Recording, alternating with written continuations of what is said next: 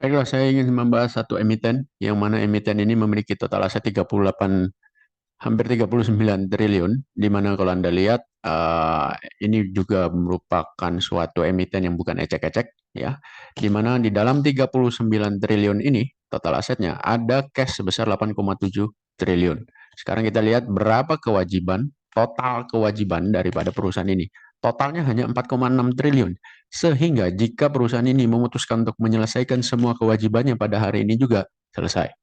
Kan seperti itu. Jadi neracanya sangat kuat ya, di mana total ekuitasnya adalah 34 triliun. Jadi dari 39 triliun total aset, ekuitasnya adalah 34 triliun. Ini adalah perusahaan yang sangat-sangat sehat secara neraca. Anda mau cari perusahaan dengan aset di atas 30 triliun yang memiliki neraca sekuat ini sedikit, sangat sedikit, sulit sekali ya.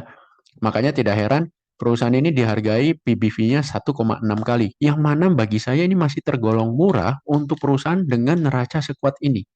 Karena neracanya benar-benar kewajiban itu sangat kecil. Kemudian perusahaan ini apakah juga membagikan dividen? Yes, dividen yang dibagikan adalah terakhir Rp48, di mana earning per share-nya pada saat itu adalah sekitar 300-an.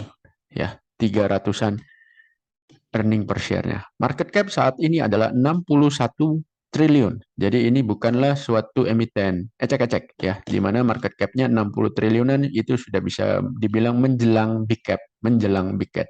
Dan dibilang small cap juga tidak ya, karena 61 triliun. Jadi ibaratnya kapitalisasi pasarnya sudah sangat-sangat bagus ya, neraca bagus, kapitalisasi pasar bagus, otomatis likuiditasnya juga baik. Nah, sekarang kita lihat apakah sales dan net profitnya tumbuh? Yes, untuk 6 bulan pertama 2022 sales tumbuh 39% dan laba bersih tumbuh 161%.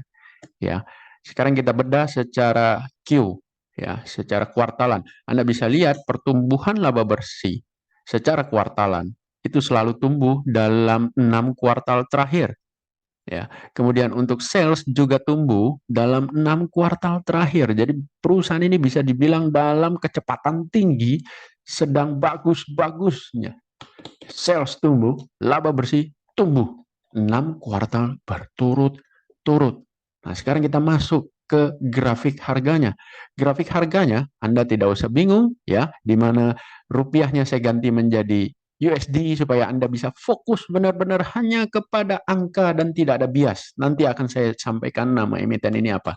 Untuk posisi grafik harganya Anda bisa lihat saat ini di mana emiten ini pada pertengahan tahun ini, di awal pertengahan semester pertama sempat mengalami drop yang cukup besar, hampir 50% dari puncak tertinggi tahun ini.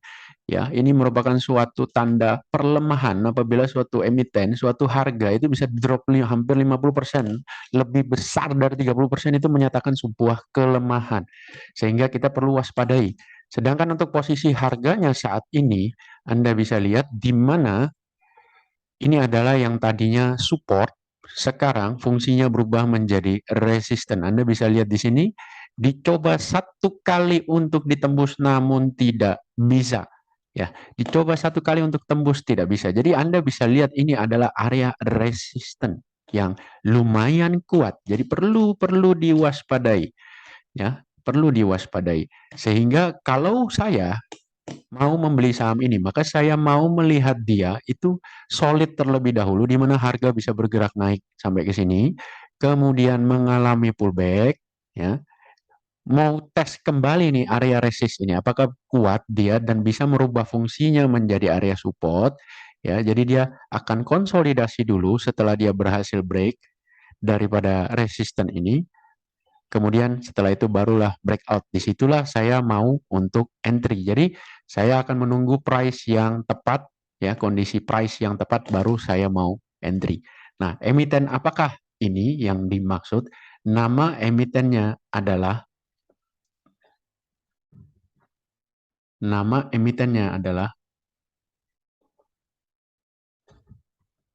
Inco.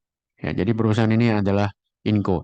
Cara main Inco sebenarnya tidak terlalu sulit, di mana Inco ini biasanya bergerak naik apabila harga komoditas nikel juga bergerak naik. Jadi sebenarnya neraca dan laporan keuangan yang begitu kuat, itu kita tidak perlu berandai-andai nanti gimana kuartal berikutnya, tidak perlu.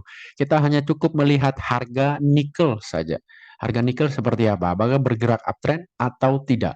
Kalau harga nikel masih downtrend, ya maka saham Inco biasanya juga akan downtrend. Tapi kalau harga nikel uptrend, maka harga saham Inco akan juga uptrend.